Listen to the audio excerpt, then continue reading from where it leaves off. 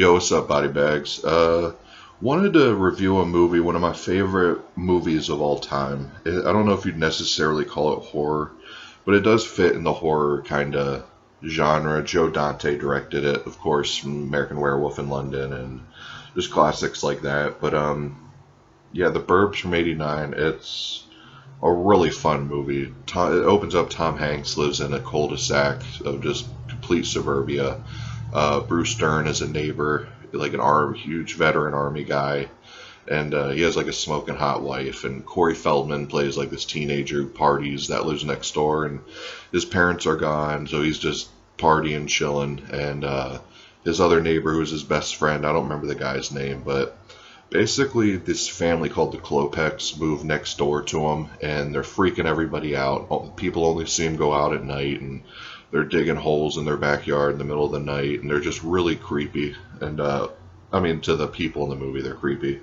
And so they devise a plan to go see what's up with this family and to find out what's going on, because Tom Hanks finds like a femur bone in his yard and just a lot of weird stuff going on. One of the neighbors' dog dies, and they think it's the Klopeks, and the Klopeks will, like, when they take out the trash, they'll open their garage door, get in their car, drive back the car down the driveway, throw the trash away, and then put the car back in the garage. And just a lot of just weird stuff. And it's just a really entertaining, fun movie all around. I mean, great performances from Tom Hanks, great performance from Corey Feldman.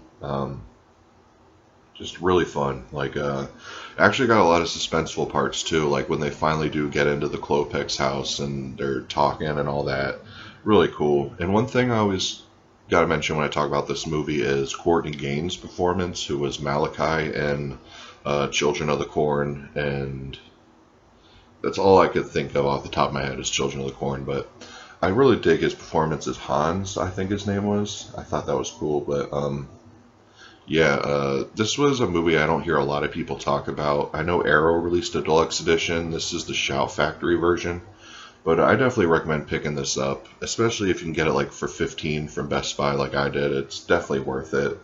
Huge fun time. There's a dream sequence in particular that stands out where he's been reading like cult books and all that to try to find info out about his neighbors, and he ends up falling asleep, and it has like a 70s satanic feel during this whole dream, and Leatherface just starts sawing through the wall with a chainsaw. And if I remember correctly, I think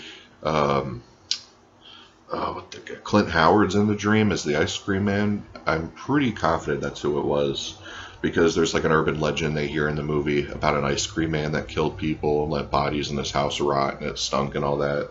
So this is a comedy meant specifically for horror people, in my opinion. There's so many like Easter eggs and kind of inside jokes when it comes to horror with this movie, and given the director, it's got to be, just really funny movie. Ending was fun. Just everything about it. It's a perfect movie in my opinion. One of the best comedies of all time. And this Shout Factory version comes with the original cover art under the sleeve. It has a new 2K scan of the inner positive. Looks beautiful.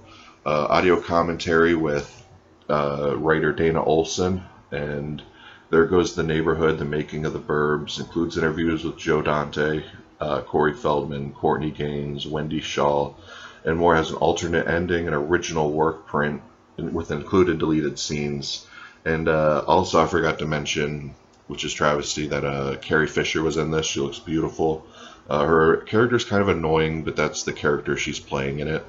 And yeah, just definitely pick this up. If you've never seen The Burbs, definitely give it a chance. If you're into horror, there's no way you can't dig it or appreciate it. Just real creative. It's a shame this movie doesn't get more love, because everyone needs to check this out. But anyways, guys, see you next week. Peace.